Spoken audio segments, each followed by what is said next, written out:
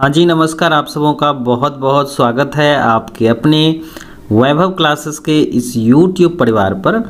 आज के इस क्लास में हम लोग देखने वाले हैं जो हम लोगों के तिलका मांझी भागलपुर यूनिवर्सिटी के जो CBCS पैटर्न पर आधारित है, जितने भी सारे बच्चे सेमेस्टर 4 के कैंडिडेट्स हैं उनमें जो है आपका MJC पेपर 5th में जो है थियोरेटिकल में आपका मॉर्फोलॉजी एंड एनाटॉमी सिलेबस रखा गया है, जिसमें से आपका जो एक महत्वपूर्ण टॉपिक आता है पेरिडर्म, जिसको हम लोग हिंदी भाषा में परिचर्म कहते हैं। तो पूछा गया है कि इनके ओरिजिन, संरचना और उनके कार्य, यानी कि परिचर्म की क्या उत्पत्ति होती है, क्या संरचना है और उनके कार्य को बताएं, जो आपके परीक्षा के दृष्टिकोण से भी महत्वपूर्ण होते हैं। तो चलिए आइए सीखते हैं एक एक करके कि पेरिडर्म क्या होता है, इनकी उत्पत्ति, संरचना और उनके कार्यों के बारे में। तो चलिए हम लोग यहाँ पर सीखते हैं। सबसे पहले हम लोग ये जानें कि जो पेरिडर्म होता है, जिसको हम लोग हिंदी भाषा में क्या कहते हैं, परिचर्म कहते हैं। यह एक प्रकार का क्या होता है, सुरक्षात्मक टिश्यू होता है। यानी कि जो पेरिडर्म्स होते हैं यह एक प्रकार के क्या हैं, सुरक्षात्मक ऊतक होते हैं, जो द्वितीयक वृद्धि के दौरान पौधों में एपिडर्मिस की जगह ले लेता है।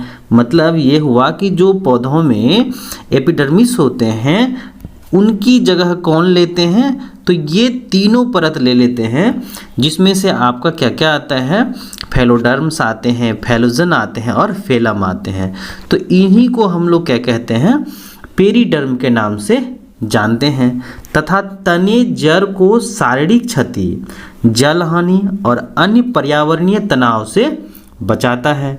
अब पर्यावरणीय तनाव क्या होता है भाई, जैसे क्या होता है, लवणता वाला क्षेत्र हो गया है ना, सुखाड़ हो गया या जल हानि हो गई, तो ये सब के सब क्या है, पर्यावरणीय तनाव है। तो इनसे सुरक्षा जो है आपकी ये पेरिडर्म यानी परिचर्म्स करते हैं। अब आइए देखते हैं कि जो पेरिडर्म्स होते हैं इसमें 3 परतें शामिल होती हैं। यानी कि पेरिडर्म में 3 परतें शामिल कौन कौन सी होती हैं, तो पहला देखें आउटर मोस्ट, यानी कि जो बाहर परत होती हैं उसको हम लोग फेलम कहते हैं, जो कॉर्क बनाती हैं। मिडिल जो होता है आपका, जिसको हम लोग फेलोजन कहते हैं, वो कॉर्केम्बियम होता है। और इनर जो होता है वो होता है आपका फेलोडर्म होता है।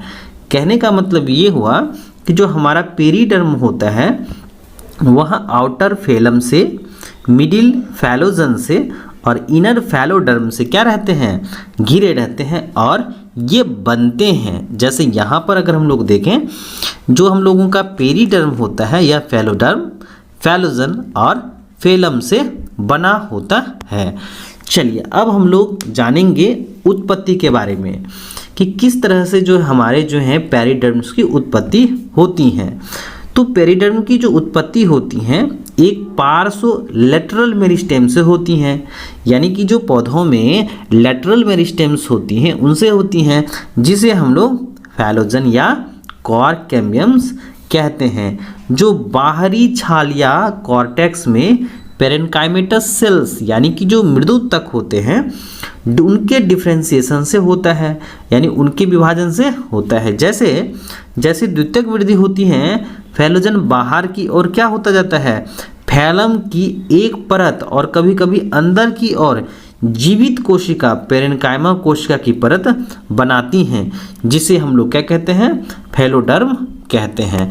तो ध्यान रखने हैं कि जो पेरिडर्म का सबसे आंतरिक परत होता है उसको हम लोग फेलोडर्म कहते हैं, मिडिल क्या होता है, फेलोजन होता है और आउटर मोस्ट क्या होता है, फेलम होता है, जो आपके ऑब्जेक्टिव्स में पूछे जा सकते हैं। तो ये ध्यान रखिएगा कि जो पेरिडर्म्स होते हैं इनके आउटर मोस्ट कवरिंग को फेलम, मिडिल को फेलोजन और इनर को क्या कहते हैं, फेलोडर्म हम लोग कहते हैं। चलिए अब हम लोग आगे बढ़ते हैं। यानी कि अगर हम लोग फंक्शंस की बात करें, फंक्शंस ऑफ पेरिडर्म्स, यानी पेरिडर्म के क्या कार्य हैं, परिचर्म के क्या कार्य हैं, तो पहला हम लोग देखेंगे कि इनका काम होता है प्रोटेक्टिव वाला, यानी कि ये सुरक्षा प्रदान करते हैं। जैसे पेरिडर्म पौधों के आंतरिक हिस्सों यानी उत्तकों के लिए एक कठोर बाहरी परत या कवच के रूप में कार्य करती हैं। मतलब कि ये जो हमारा जो पेरिडर्म होता है यह सुरक्षा प्रदान करने का कार्य करती हैं। दूसरा देखें, यह जल हानि को रोकता है, यानी कि यह क्या करते हैं, पौधों में जो जल का क्या होता है, वाष्पोत्सर्जन होता है, इनको भी यह क्या करते हैं, बाधा पहुंचाते हैं। मतलब पानी की हानि को ज़्यादा नहीं होने देते हैं। तो इनकी कोशिका भित्ति में क्या होता है, सुबेरिन की उपस्थिति के कारण यह जल की हानि को रोकता है, जिससे पौधे को सूखने से क्या होता है, मदद मिलती है। यानी कि पौधे जो है लंबे समय तक रह सकते हैं, यानी पौधे जो होंगे ना वो लंबे समय तक जी सकेंगे, क्योंकि जब पानी शरीर में रहेगी ना तो फिर क्या होगा, पौधे लंबे समय तक जीवित रह पाएंगे। तो जल की हानि को रोकना जो होता है वह आपके पेरिडर्म का काम होता है। तो इनकी कोशिका भित्ति मोटी हो जाती है ना, यानी कि जो सुबेरिन्स होती हैं वो मोटी होने के कारण जो जल को सूखने से बचाती हैं, पौधे को सूखने से बचाती हैं। उसके बाद आगे देखिए, रोगाणुओं से बचाव है। तो पेरिडर्म जो होता है एक सुरक्षात्मक परत बनाता है, जो हम लोग पहले भी देखे, जो बैक्टीरिया और कवक के आक्रमण और संक्रमण को भी ये रोकता है। यानी कि ये बैरियर का काम करता है कि जो पौधे होते हैं वहाँ पर आपको ये देखने को मिलता है, जिसमें आपके बैक्टीरिया कवक को आसानी से इनको इन्फेक्ट नहीं कर सकते हैं। उसके बाद आगे देखिए कि द्वितीयक वृद्धि में मदद करती हैं। यानी जो पेरिडर्म होता है यह तब विकसित होता है जब द्वितीयक वृद्धि के माध्यम से तने और जड़ों की मोटाई बढ़ जाती है तथा मूल जो बाह्य त्वचा होती हैं उनका स्थान ले लेती हैं। तो ये सभी के सभी जो हैं आपके पेरिडर्म यानी कि परिचर्म के कार्य रख सकते हैं।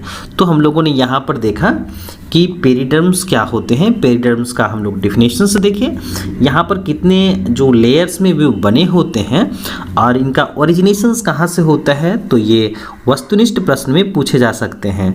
तो ध्यान रखिएगा कि लेटरल मेरिस्टेम से ये आता है और इनका काम होता है सुरक्षात्मक यानी प्रोटेक्टिव का होता है। उसके बाद जल हानि को रोकना होता है। उसके बाद रोगाणु से बचाव होता है और द्वितीयक वृद्धि में मदद करते हैं।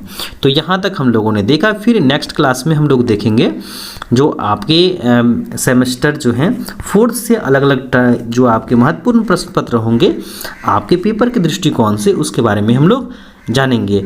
तो चलिए आज के लिए बस इतना ही। और जो बच्चे इस चैनल पर नए हैं चैनल को सब्सक्राइब कर लीजिएगा, अपने साथी के साथ ज़रूर शेयर कीजिएगा ताकि आने वाले वीडियोज़ की नोटिफिकेशन सबसे पहले आपको मिल सके। तो चलिए आज के लिए बस इतना ही। हम लोग मिलते हैं नेक्स्ट क्लास में एक नए टॉपिक के साथ।